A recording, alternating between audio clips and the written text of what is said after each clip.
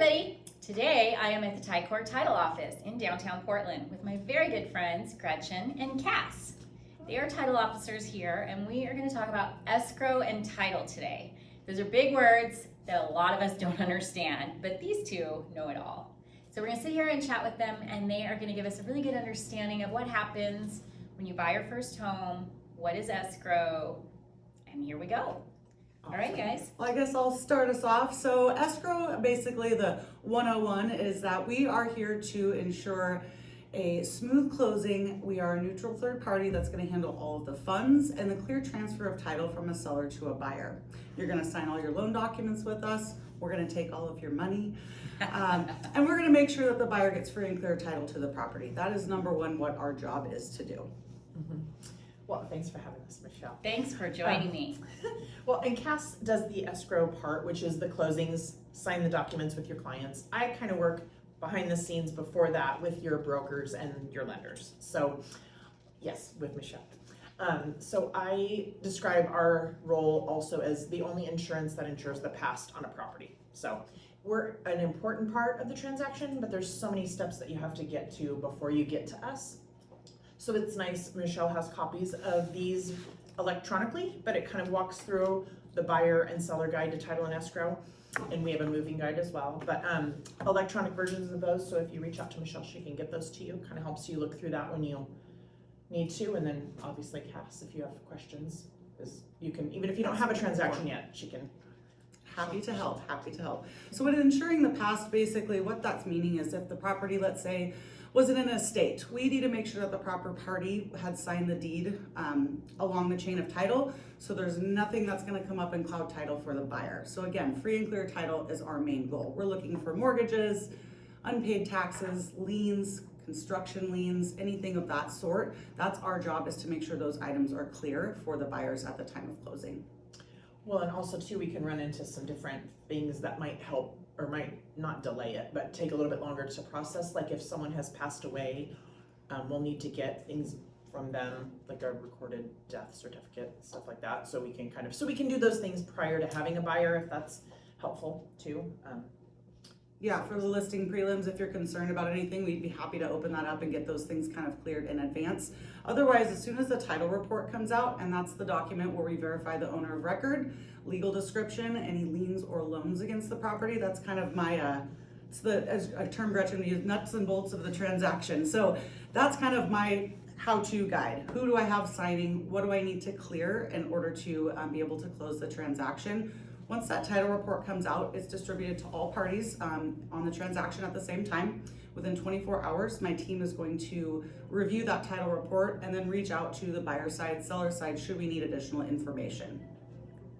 Mm-hmm. And I think you also get a copy of that as well, so. Yes. I know you. And I always send that straight to buyers, so you know immediately, and sellers if there's something on it, so we can get that squared away quickly. Mm-hmm. Well, and I think one of the things that, because we're in this industry a lot, we are aware of wire fraud and how just prevalent, Yes. and it's a constant. It's never going to go away. It just constantly is something that we are aware of, and so I know a lot of times the buyers can be a little unsure when there's things happening. So Cass and Elizabeth, her assistant, are also really good at just kind of explaining why we do things a certain way that we do. So Well, that's the good segue into why it's so important to have accurate contact information for both Yes. buyer and seller at the time of opening escrow.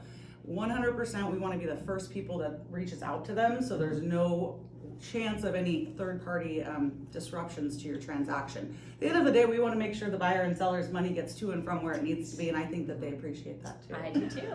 yeah. And you know, with the wire fraud, it is important, everyone, that, and I've said this to clients before, as soon as you get an email that says, please wire us your escrow money, please wire us your deposit, your down payment, anything that says please wire us, immediately call me or call Gretchen or Cass or whoever your title person is, because you want to verify that that's coming from the correct person. It has happened to us in my agency where a buyer has sent the money and it was fraud. So please just pick up the phone. Let's make sure that it's going to the right person, and they'll tell you immediately, oh yeah, that's for me, go for it, here's the numbers. Yeah, and don't go off the phone numbers on the email that you're questioning. Go Right. off, make sure you're reaching out, like you already know Michelle, call her. Yeah. don't take that chance. I mean, we're an easy industry to target because we deal with large sums of money, so they're gonna get lucky at some point, and they do, and we hear about it on the news, so we just don't want that to be the next transaction we have, so.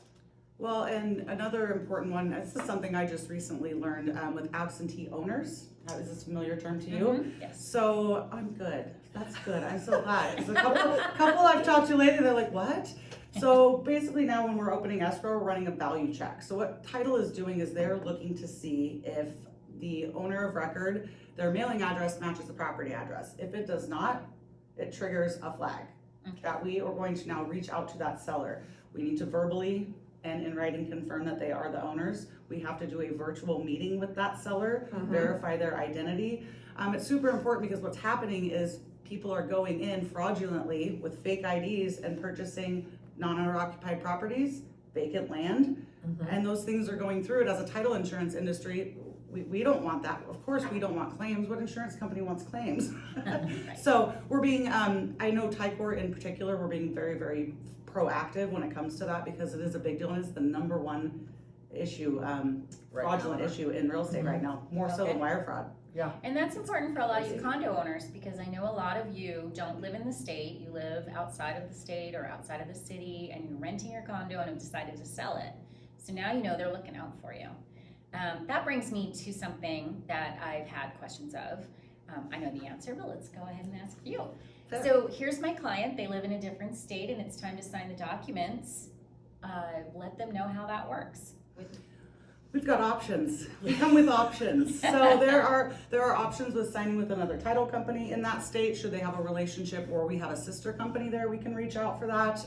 Mobile notary option, so they will come to you. Bring all the documents, you just have to be there and be available. And we also have remote online notarization, only if the buyer's lender will accept it. And so that's a full electronic notary, mostly being done with people out of the country. But it's a really cool option. It's bringing us into 2024 as an industry that likes paper. It's kind of cool to have some of those electronic signing options. But that's a good point when they're out of state. Yes. Always good to know if you're out of state seller and it was not your primary residence, there will be some additional tax documents for the state of Oregon. So the sooner we know that, the better, because nobody wants to get a phone call 2 days before closing saying, you're out of state, now I need you to fill out some tax documents that I can't assist you with because I'm not a CPA. And nobody wants that at the 11th hour. So the more information you can give us up front, the better. Yes. So now you guys can see why I love Ticor Title and why I use them for my properties and listings. Thanks. Thank you guys so much for Super coming out appreciate it. Of course. today Thanks for and having us. chatting with us. It was great. We enjoyed it.